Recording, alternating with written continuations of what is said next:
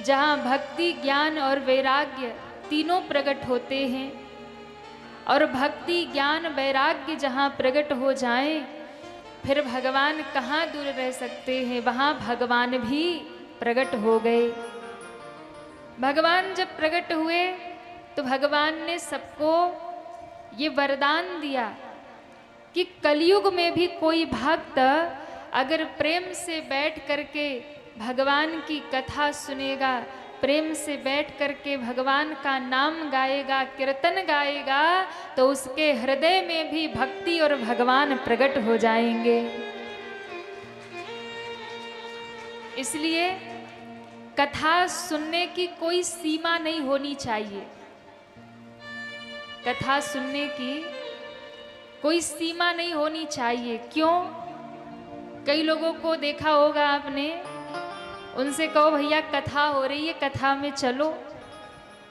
बोले कौन सी कथा हो रही? बोले भागवत हो रही है। अरे क्या सुनाएंगे भागवत में, हमने बहुत भागवत सुन रखी है, हाँ रोज ही भागवत सुनते हैं। चलो हमारे पास समय नहीं है, मन भर गया भागवत सुन के। कोई कहे चलो कथा में, कौन सी कथा हो रही? बोले राम कथा हो रही है। अरे राम कथा में क्या रखा, वही राम रावण की लड़ाई, वो तो रोज ही घर घर में हो रही है, क्या सुन के होगा, हमें पूरी राम कथा मालूम है।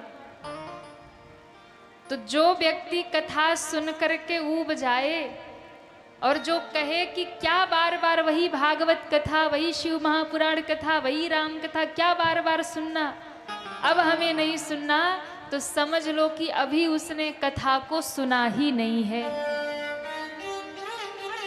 अभी उसने कथा का महात्म जाना ही नहीं है। क्यों? कथा सुनने के लिए तो कहा गया कि भैया कथा सुन करके जिसका मन कभी तृप्त ना हो। भागवत जी में भी कहा, राम कथा में भी कहा कि 2 बार 4 बार जिसने कथा सुन लिया और कहे अब नहीं सुनना, अब बहुत हो गया, अब मन भर गया, तो समझ लो कि अभी वो सच्चा भक्त नहीं है, श्रोता नहीं है। कथा सुन करके जिसका मन भर गया वो सच्चा श्रोता नहीं है। फिर बोले एक बार कथा सुने, फिर दूसरी बार सुनने की आस जग जाए, दूसरी बार कथा सुने तो तीसरी बार सुनने की आस जग जाए, यानी प्रेम निरंतर बढ़ता ही चला जाए, तब समझ लीजिए कि आप सच्चे श्रोता और भक्त बन गए हैं।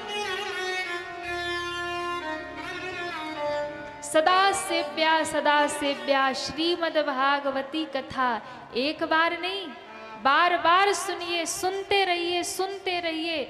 जब भी जहाँ कथा मिल जाए सुनने पहुँच जाइए। कई भक्त ऐसे होते हैं कि उनके कान में खाली खबर आ जाए कि उस गांव में कथा हो रही है और वो सब काम धंधा छोड़ करके दौड़े दौड़े पहुँच जाते हैं। और कई ऐसे भी होंगे आसपास ही रहते होंगे, 7 दिन तक यहाँ पहुँच नहीं पाएंगे। इस कथा में भी आप देखिएगा, बहुत ऐसे भक्त होंगे जो दूसरे गांव से, दूर से आ जाएंगे, कथा सुन जाएंगे, पर कुछ लोग ऐसे भी होंगे कि बगल में ही रहते होंगे, 7 दिन तक नहीं आ पाएंगे। क्यों? जिस पर भगवान की कृपा हो जाएगी तो भैया वो कितने भी दूर बैठा होगा, आकर के इस कथा गंगा में गोता लगा ही लेगा। और प्रभु की कृपा नहीं तो बगल में ही गंगा बहती रहे, क्या मतलब है? जिसको कथा से प्रेम ही नहीं है, भगवान से प्रेम ही नहीं है, तो बगल में ही गंगा बहती रहे, कोई मतलब नहीं है। तो हमारा शास्त्र ये कहता है कि कथा सुनकर के जिसका मन कभी तृप्त ना हो, भर ही निरंतर हो ही न पूरे, भर ही निरंतर हो ही न पूरे, भर ही निरंतर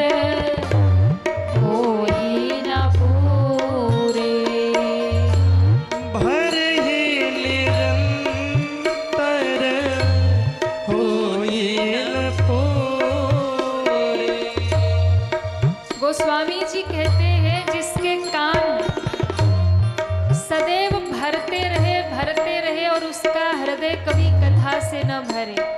यानी कान कैसा होना चाहिए कथा सुनने के लिए?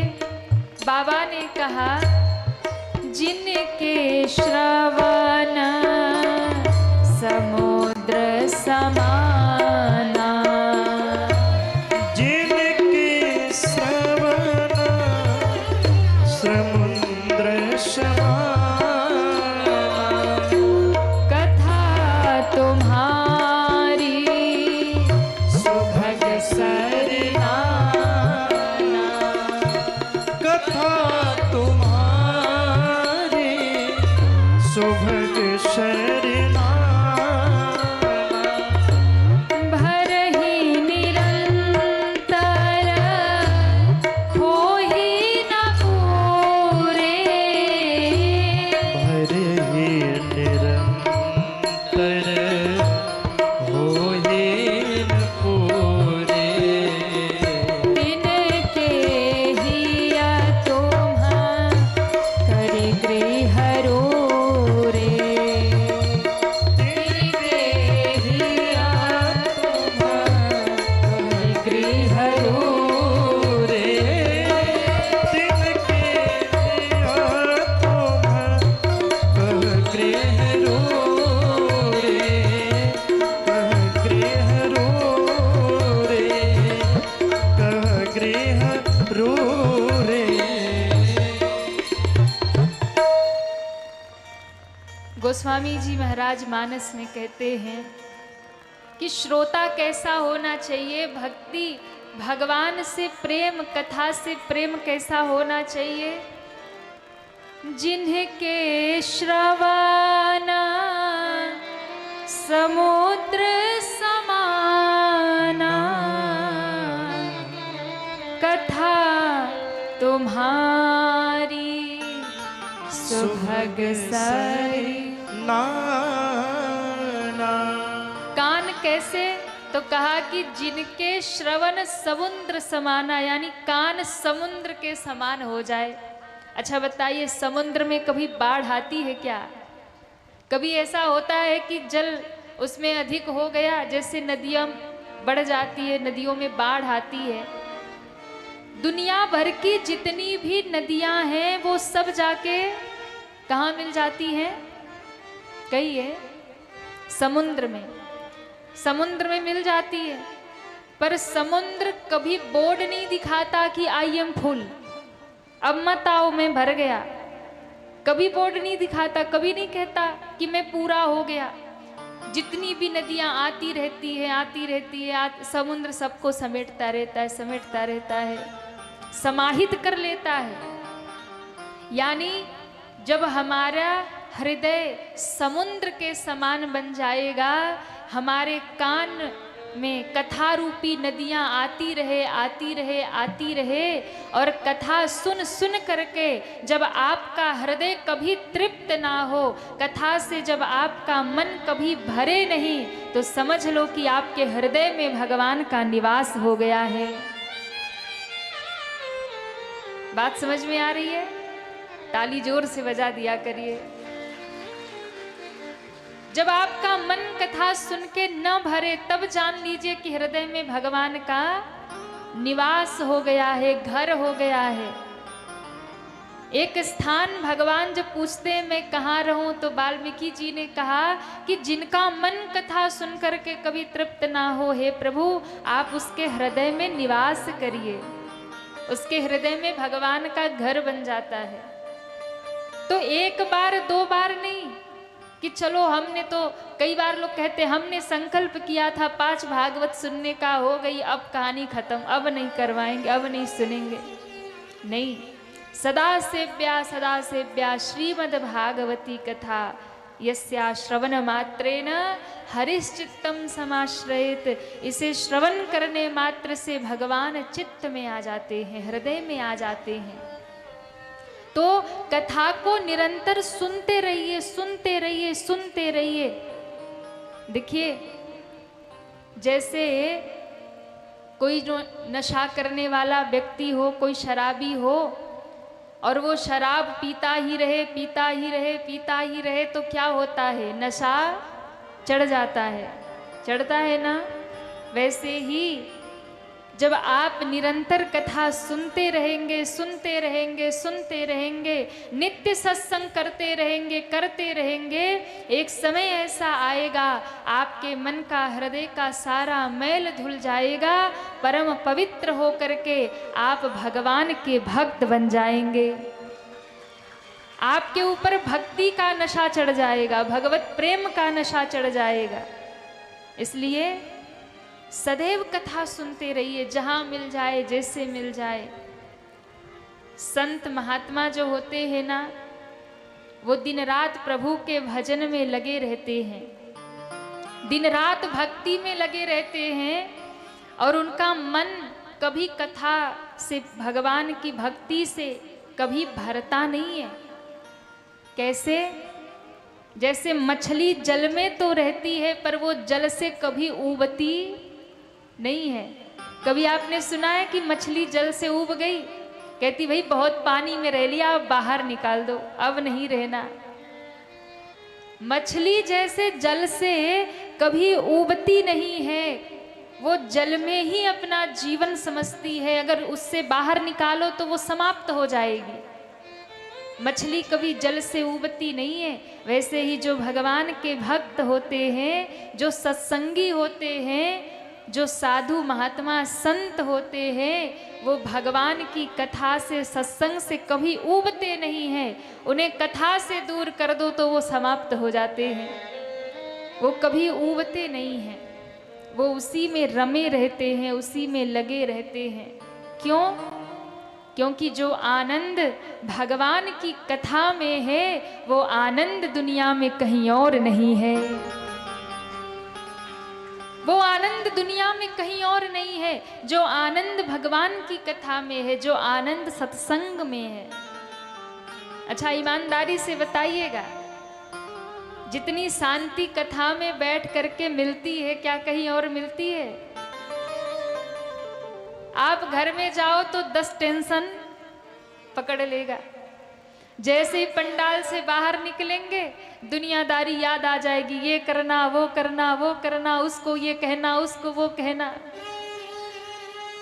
जब तक कथा नहीं शुरू होगी तब तक हल्ला शुरू रहेगा, और कथा जैसे ही विश्राम होगी फिर हल्ला शुरू होगा।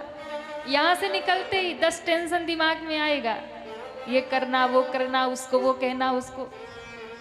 लेकिन जितनी देर आप कथा में बैठे हैं, सबके मन में इस समय, आप बताइए, किसी के मन में कोई टेंशन है क्या? कहिए हाँ या ना। टेंशन है कोई? समस्या है कोई? तकलीफ है कोई? अरे हमने तो यहाँ तक प्रमाण देखा है कि शरीर अस्वस्थ होता है, और लोग कई बार बड़े दुखी होते हैं कि हम उस अवस्था में नहीं है कि कथा सुन पाए। पर कथा जब शुरू होती है तो शारीरिक कष्ट भी मिट जाता है, जो दवाइयों से नहीं मिटता, वो शारीरिक कष्ट भी कथा सुनने से समाप्त हो जाता है। एक नहीं, कई कई प्रमाण हमने अपनी कथाओं में देखा है। कई बार कई जगहों पे कथा हुई तो शरीर शारीरिक रूप से अस्वस्थ, एक मैया तो ऐसी थी कि बेड पे ही रहती थी, बैठ नहीं पाती थी। लेकिन जब कथा शुरू हुई तो बहुत रो रही थी कि कथा हो रही है पर मैं वहां बैठ नहीं पाऊंगी। पर मैं आपको बताऊं कि प्रभु के कृपा से दवाइयों से वो कभी बैठ ना पाई, लेकिन पहले दिन कथा में उन्होंने कहा मुझे ले चल के बिठाइए, मैं प्रयास करूंगी बैठने का। पहले दिन कथा में बिठाया गया और निरंतर 7 दिन तक बैठकर उन्होंने पूरी कथा बैठकर श्रवण किया। ये प्रभु की कृपा है, ये भगवान के नाम की महिमा है, इसमें हमारा कुछ नहीं है। ये भगवान की कथा की महिमा है, भगवान के नाम की महिमा है।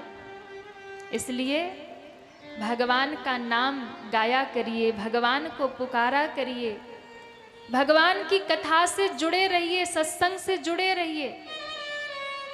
आज सबसे अधिक लोग डिप्रेशन में जा रहे हैं, जिसको देखो वही टेंशन में है, जिसको देखो वही परेशानी में है। और सबसे अधिक आज के युवा जो हैं उनको ज़्यादा डिप्रेशन हो गया। आजकल तो छोटे छोटे बच्चे कहते हैं हमारा मूड ऑफ है। हाँ, आजकल छोटे छोटे बच्चों का ईगो हर्ट हो जाता है।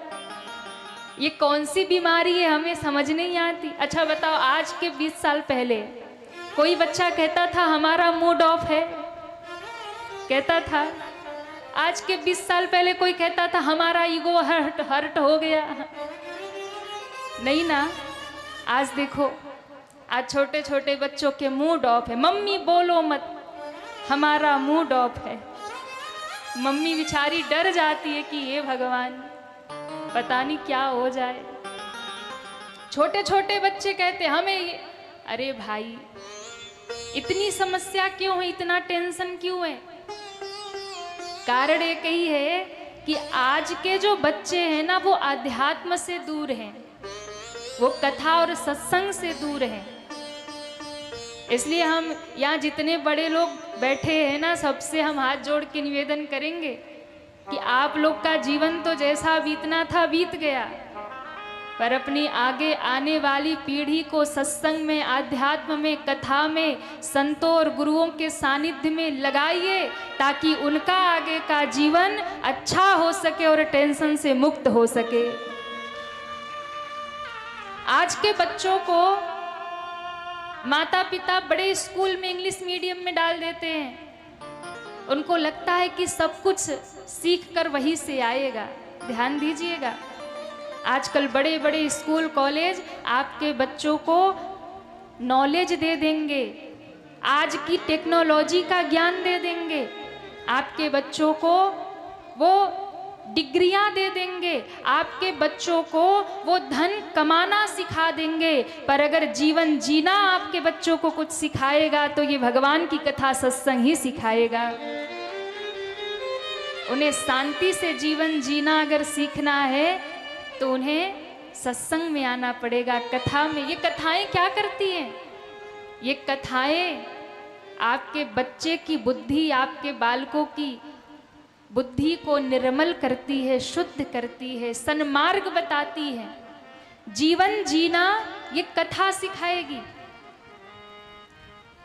आप बड़े बड़े स्कूल कॉलेज में अपने बच्चों को भेज देंगे, वहां से वो धन कमाना तो सीख लेंगे, पर संस्कार उनके भीतर तब आएगा जब वो कथा में आकर के विराजमान हो जाएंगे।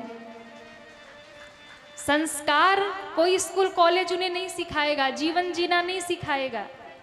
आप देखिए, आजकल तो कितनी घटनाएं सोशल मीडिया पे आती है ना, कि बच्चे सुसाइड कर लेते, आत्महत्या कर लेते, बच्चे कई बार माता पिता का मर्डर तक कर दे रहे हैं। ये सब चीज़ें क्यों हो रही है?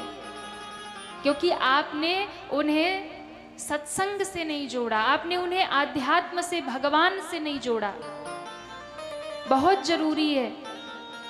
आप बड़े बूढ़े लोग अब भजन करके, अब कथा सुन करके, सत्संग करके, आपको तो जैसा जीवन जीना था जी लिया, बहुत ज्ञान अर्जित कर लिया। आप तो भगवत भजन करके आगे मुक्ति का मार्ग पाना है, बस एक ही मार्ग है। लेकिन आज के जो युवा हैं वो हमारे देश की दौलत हैं, वो हमारे घर की दौलत हैं। आप देखिए, एक भी बच्चा जिस घर में नालायक निकल जाता है, माँ बाप का जीना हराम कर देता है, बुढ़ापा बिगड़ जाता है माँ बाप का। हमने देखा है रोते हुए माता पिता को, बेटा सुनता नहीं, बेटी सुनती नहीं, सब अपने मन के हो गए। हम कुछ कहते हैं तो कहते चुप रहो, तुम्हें आज की दुनिया का पता नहीं है, ये है वो है, हम समझदार हैं।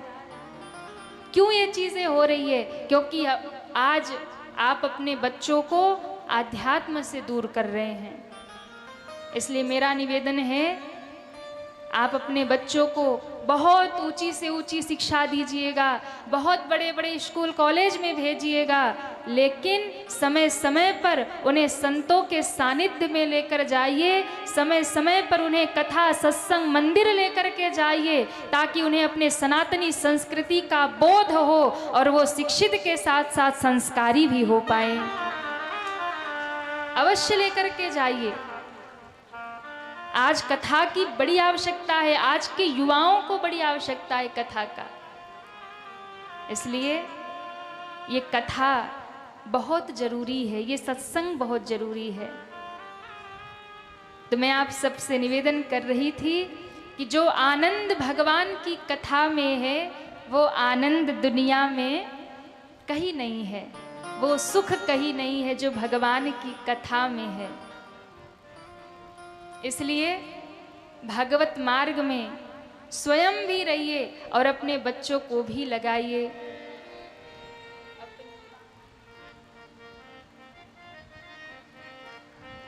तो आनंद जो दुनिया में आप ढूंढ रहे, वो आनंद दुनिया में नहीं है, वो भगवान की कथा में है। तो किसको किसको आनंद चाहिए वो हाथ उठाए।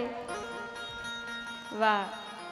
देखो, दुनिया में जब तक आप लगे रहोगे तब तक दुखी घूमोगे, लेकिन जैसे ही आप भगवान के चरणों से जुड़ेंगे, भगवत नाम से जुड़ेंगे, आपके जीवन में आनंद आ जाएगा।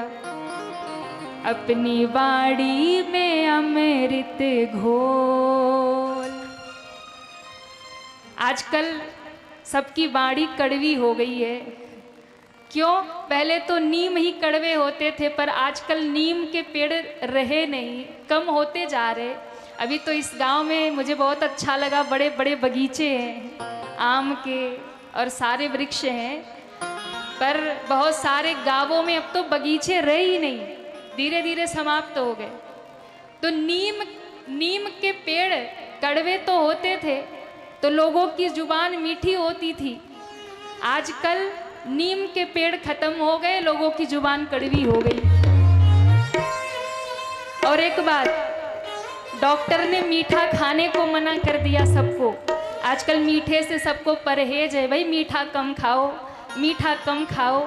मीठा खाने से परहेज कर लिया, और आजकल लोगों ने मीठा बोलने से भी परहेज कर लिया।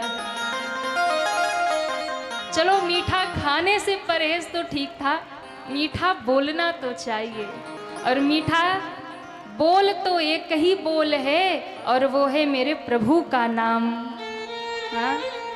अपनी बाड़ी में अमृत घोल, रसना राधे राधे बोल, रसना राधे राधे बोल। अपनी बाड़ी में अमृत घोल, अपनी बाड़ी में अमृत घोल, रसना राधे राधे बोल, रसना राधे राधे बोल। ये बोल बड़े अनमोल, ये बोल बड़े अनमोल,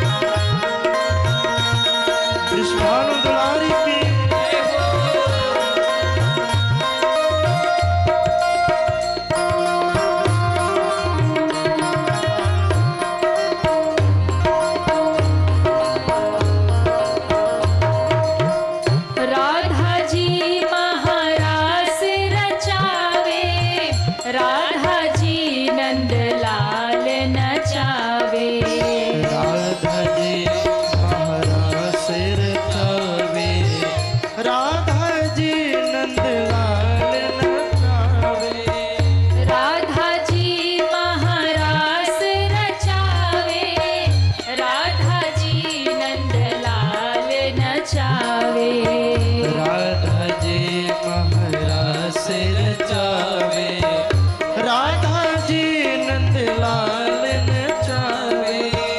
इस छवि को भर नयनन में, इस छवि को भर नयन में, इस छवि को भर नयनन में, अंतर के पट खो रसना राधे राधे बोल। रसना राधे राधे बोल। अपनी वाणी में अमृत घोल, अपनी वाणी में अमृत घोल। रसना राधे राधे बोल। रसना राधे राधे बोल। रसना राधे हरि राधे बोल।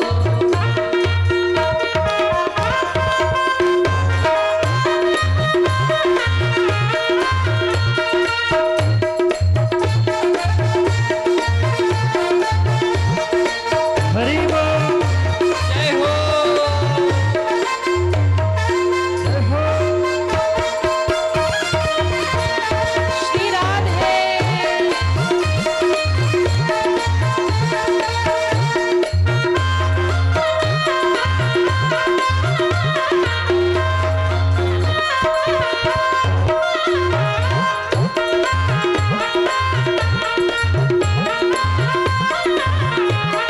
जय जय।